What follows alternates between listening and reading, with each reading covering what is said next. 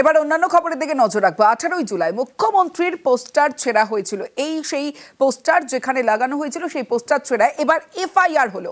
Rail পুলিশের ওসির বিরুদ্ধে এফআইআর। আরো একবার জানাবো, মুখ্যমন্ত্রীর পোস্টার ছেঁড়ায় এফআইআর, রেল পুলিশের বিরুদ্ধে ওসির বিরুদ্ধে এফআইআর, ওসি আরপি সিনহার বিরুদ্ধে এফআইআর। আরো বিস্তারিত জানবো, আমার সঙ্গে শঙ্কর রায় রয়েছে। শঙ্কর, দেখো, জানা যাচ্ছে যে এই যে পশ্চিম মেদিনীপুরের খড়গপুরে পশ্চিম মেদিনীপুর জেলার পুলিশের তরফে সেভ লাইফের একটা হোর্ডিং পোস্টার দেওয়া হয়েছিল সাউথ সাইডের বিভিন্ন এলাকাতে, রেল এলাকাতে।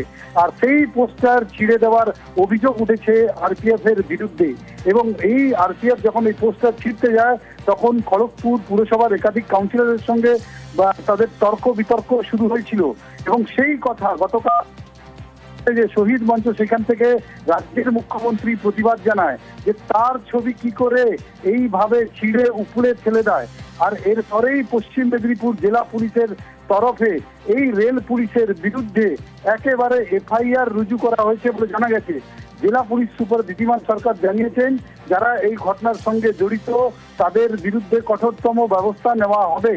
তিনি এটাও জানিয়েছেন যে এই এলাকাতে যেখানে উপড়ে ফেলা হয়েছে এরপরেও খড়গপুর শহরে একাধিক জায়গা রাজ্যের মুখ্যমন্ত্রী সেভ লাইফ যে স্বপ্নের প্রজেক্ট, সেই প্রজেক্টের যে হোর্ডিং শহরের বিভিন্ন জায়গা আরো বেশি করে লাগানো ও কথা তিনি জানান। তিনি এও জানিয়েছেন যে এই ঘটনার পরে রেল তাদের কাছে ক্ষমা চেয়েছে। কিন্তু এইখানেই থামছে না পুলিশ এবার রাজ্য পুলিশ রেল পুলিশের বিরুদ্ধে এফআইআর রুজু করেছে এবং এই ঘটনা যারা ঘটিয়েছে তাদের বিরুদ্ধে ব্যবস্থা নেওয়ার কথা বা হুঁশিয়ারি জানিয়েছেন জেলা পুলিশ সুপার। বেশ, গতকালও 21-এর মঞ্চ থেকে সরব হয়েছিলেন মমতা বন্দ্যোপাধ্যায়। রেল হচ্ছে আরপিএফ এর আন্ডারে, শিখিয়ে দিয়েছে আমার পোস্টার ছিঁড়ছে। এত বড় সাহস, বাংলায় থাকবে আর আমার পোস্টার ছিঁড়বে। আমরা ধরে ফেলেছি, আপনাদেরও ধরতে হবে। সেন্ট্রাল ফোর্স মানে বিজেপি নয়, স্টেট ফোর্স মানে তৃণমূল নয়।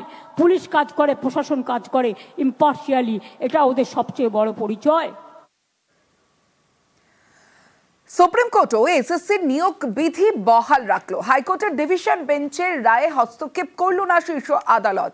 মামলাকারীর আইনজীবী বিকাশ রঞ্জন ভট্টাচার্যকে এদিন ভৎসনাও করে বিচারপতি সঞ্জয় কুমার এবং বিচারপতি সতীশ চন্দ্র শর্মার বেঞ্চ। বলে সুপ্রিম কোর্ট জুয়া খেলার জায়গা নয়।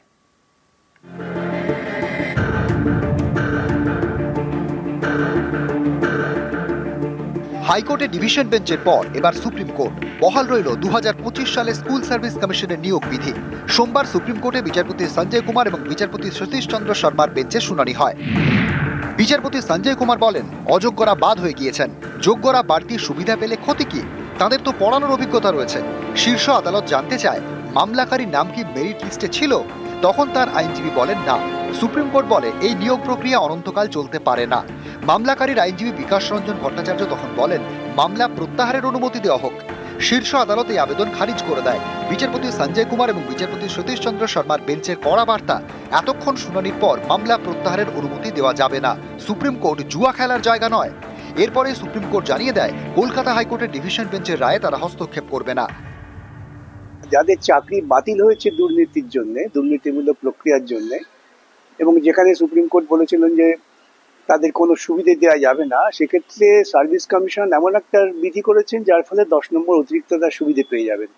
তা সেটাকে সুপ্রিম কোর্ট খুব একটা গ্রহণ করলেন না, বললেন না যা বিধি হয়েছে সে অনুযায়ী হোক, তারপর দেখা যাবে। তার মানে ভবিষ্যতে আরো মামলা হোক, সেই বিধানই বোধহয় সুপ্রিম কোর্ট দিতেন। এসএসসির মামলায় যেটা রাজ্য সরকার যে আইনটা তৈরি করেছে, নতুন আইন 2025-এর আইনে যে আগামী দিনের যে সিলেকশনটা হবে, সেই সিলেকশনটাকে বহাল রাখবে। মামলা হওয়ার পর অনেক হয়েছে, প্রায় 20 মিনিট ধরে বিকাশ দা অনেক চেষ্টা করে, যখন হচ্ছিল না তখন বলে আমি মামলাটাকে উইথড্র করবো। তখন আমি বিরোধিতা করেছি। তখন জজ বলেছে এটা is not a, supreme court is not a place of gambling. গত 3রা এপ্রিল সুপ্রিম কোর্টের রায়ে এসএসসি প্রায় 26,000 জনের চাকরি যায়। শীর্ষ আদালতের নির্দেশে গত 30 মে নিয়োগ বিজ্ঞপ্তি জারি করে স্কুল সার্ভিস কমিশন। এই নিয়োগ বিধি নিয়েও জল গড়ায় কলকাতা হাইকোর্টে। বিচারপতি সৌগত ভট্টাচার্য নির্দেশ দেন দাগিরা এসএসসি চাকরি পরীক্ষায় বসতে পারবেন না, কিন্তু নিয়োগ বিজ্ঞপ্তির বাকি অংশে হস্তক্ষেপ করেনি আদালত। দাগিরা যাতে পরীক্ষায় বসতে পারেন সেই আর্জি জানিয়ে হাইকোর্টের ডিভিশন বেঞ্চে যায় এসএসসি এবং রাজ্য। অন্যদিকে বিজ্ঞপ্তির একাধিক বিষয়ে আপত্তি জানিয়ে ডিভিশন বেঞ্চে মামলা করেন চাকরিহারারা। শুনানি হয় বিচারপতি সৌমেন সেন এবং বিচারপতি স্মিতা দাসদের বেঞ্চে। সিঙ্গল বেঞ্চে রায় বহাল রাখে ডিভিশন বেঞ্চ। নিয়োগ বিজ্ঞপ্তি নিয়ে প্রশ্ন তুলে যে 4টি আর্জি দায়ের করা হয়েছিল সবকটি খারিজ করে দেয়। একে চ্যালেঞ্জ করে সুপ্রিম কোর্টে মামলা, কিন্তু ডিভিশন বেঞ্চের রায় হস্তক্ষেপ করল না শীর্ষ আদালত। নিউজ 18 বাংলা। এবার অন্যান্য খবরের দিকে নজর রাখবো। 18ই জুলাই মুখ্যমন্ত্রীর পোস্টার ছেঁড়া হয়েছিল। সেই পোস্টার যেখানে লাগানো হয়েছিল সেই পোস্টার ছেঁড়া এবার এফআইআর হলো। রেল পুলিশের ওসির বিরুদ্ধে এফআইআর। আরো একবার জানাবো, মুখ্যমন্ত্রীর পোস্টার ছেঁড়ায় এফআইআর, রেল পুলিশের বিরুদ্ধে ওসির বিরুদ্ধে এফআইআর, ওসি আরপি সিনহার বিরুদ্ধে এফআইআর। আরো বিস্তারিত জানবো, আমার সঙ্গে শঙ্কর রায় রয়েছে। শঙ্কর, দেখো, জানা যাচ্ছে যে এই যে পশ্চিম মেদিনীপুরের খড়গপুরে পশ্চিম মেদিনীপুর জেলার পুলিশের তরফে সেভ লাইফের একটা হোর্ডিং পোস্টার দেওয়া হয়েছিল সাউথ সাইডের বিভিন্ন এলাকাতে, রেল এলাকাতে। আর সেই পোস্টার ছিঁড়ে দেওয়ার অভিযোগ উঠেছে আরপিএফ এর বিরুদ্ধে। এবং এই আরপিএফ যখন এই পোস্টার ছিঁড়তে যায় তখন খড়গপুর পুরসভার একাধিক কাউন্সিলরের সঙ্গে তাদের তর্ক বিতর্ক শুরু হয়েছিল। এবং সেই কথা গতকাল যে শহীদ মঞ্চ, সেখান থেকে রাজ্যের মুখ্যমন্ত্রী প্রতিবাদ জানায় যে তার ছবি কি করে এইভাবে ছিঁড়ে উপরে ফেলে দেয়। আর এরপরেই পশ্চিম মেদিনীপুর জেলা পুলিশের তরফে এই রেল পুলিশের বিরুদ্ধে একেবারে এফআইআর রুজু করা হয়েছে বলে জানা গেছে। জেলা পুলিশ সুপার দিদিমান সরকার জানিয়েছেন যারা এই ঘটনার সঙ্গে জড়িত তাদের বিরুদ্ধে কঠোরতম ব্যবস্থা নেওয়া হবে।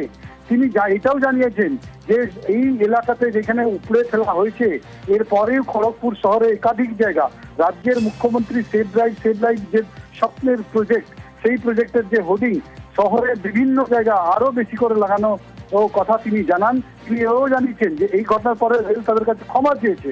কিন্তু এইখানেই থামছে না পুলিশ।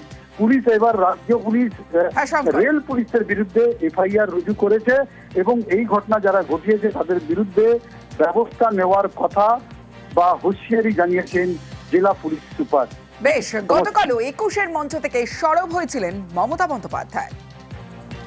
রেল হচ্ছে আরপিএফ এর আন্ডারে, শিখিয়ে দিয়েছে আমার পোস্টার ছিঁড়ছে। এত বড় সাহস, বাংলায় থাকবে আর আমার পোস্টার ছিঁড়বে।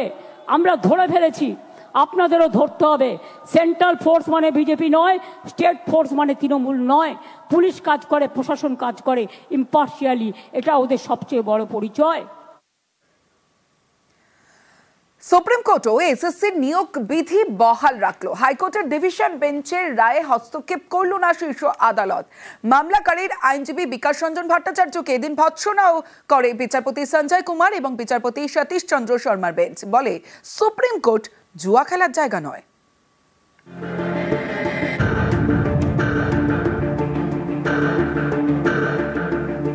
হাইকোর্টে ডিভিশন বেঞ্চের পর এবার সুপ্রিম কোর্ট। বহাল রইল 2025 সালে স্কুল সার্ভিস কমিশনের নিয়োগ বিধি। সোমবার সুপ্রিম কোর্টে বিচারপতি সঞ্জয় কুমার এবং বিচারপতি সতীশ চন্দ্র শর্মার বেঞ্চে শুনানি হয়। বিচারপতি সঞ্জয় কুমার বলেন, অযোগ্যরা বাদ হয়ে গিয়েছেন, যোগ্যরা বাড়তি সুবিধা পেলে ক্ষতি কি? তাদের তো পড়ানোর অভিজ্ঞতা রয়েছে। শীর্ষ আদালত জানতে চায় মামলাকারীর নাম কি মেরিট লিস্টে ছিল? তখন তার আইনজীবী বলেন না। সুপ্রিম কোর্ট বলে এই নিয়োগ প্রক্রিয়া অনন্তকাল চলতে পারে না। মামলাকারীর আইনজীবী বিকাশ রঞ্জন ভট্টাচার্য তখন বলেন মামলা প্রত্যাহারের অনুমতি দেওয়া হোক। শীর্ষ আদালত এই আবেদন খারিজ করে দেয়। বিচারপতি সঞ্জয় কুমার এবং বিচারপতি সতীশ চন্দ্র শর্মার বেঞ্চের কড়া বার্তা, এতক্ষণ শুনানির পর মামলা প্রত্যাহারের অনুমতি দেওয়া যাবে না। সুপ্রিম কোর্ট জুয়া খেলার জায়গা নয়। এরপরে সুপ্রিম কোর্ট জানিয়ে দেয় কলকাতা হাইকোর্টের ডিভিশন বেঞ্চের রায়ে তারা হস্তক্ষেপ করবে না। যাদের চাকরি বাতিল হয়েছে দুর্নীতির জন্য, দুর্নীতিমূলক প্রক্রিয়ার জন্য, এবং যেখানে সুপ্রিম কোর্ট বলেছিলেন যে তাদের কোনো সুবিধে দেওয়া যাবে না, সেক্ষেত্রে সার্ভিস কমিশন এমন একটা বিধি করেছেন যার ফলে 10 নম্বর অতিরিক্ত তার সুবিধে পেয়ে যাবেন। তা সেটাকে সুপ্রিম কোর্ট খুব একটা গ্রহণ করলেন না, বললেন না যা বিধি হয়েছে সে অনুযায়ী হোক, তারপর দেখা যাবে। তার মানে ভবিষ্যতে আরো মামলা হোক, সেই বিধানই বোধহয় সুপ্রিম কোর্ট দিলেন। এসএসসির মামলায় যেটা রাজ্য সরকার যে আইনটা তৈরি করেছে, নতুন আইন 2025-এর আইনে যে আগামী দিনের যে সিলেকশনটা হবে সেই সিলেকশনটাকে বহাল রাখবে। মামলা হওয়ার পর অনেক হয়েছে, প্রায় 20 মিনিট ধরে বিকাশ দা অনেক চেষ্টা করে যখন হচ্ছিল না তখন বলে আমি মামলাটাকে উইথড্র করবো। তখন আমি বিরোধিতা করেছি। তখন জজ বলেছে এটা is not a, supreme court is not a place of gambling. গত 3রা এপ্রিল সুপ্রিম কোর্টের রায়ের এসএসসি প্রায় 26,000 জনের চাকরি যায়। শীর্ষ আদালতের নির্দেশে গত 30শে মে নিয়োগ বিজ্ঞপ্তি জারি করে স্কুল সার্ভিস কমিশন। এই নিয়োগ বিধি নিয়েও জল গড়ায় কলকাতা হাইকোর্টে। বিচারপতি সৌগত ভট্টাচার্য নির্দেশ দেন, দাগিরা এসএসসি চাকরি পরীক্ষায় বসতে পারবেন না, কিন্তু নিয়োগ বিজ্ঞপ্তির বাকি অংশে হস্তক্ষেপ করেনি আদালত। দাগিরা যাতে পরীক্ষায় বসতে পারেন সেই আর্জি জানিয়ে হাইকোর্টের ডিভিশন বেঞ্চে যায় এসএসসি এবং রাজ্য।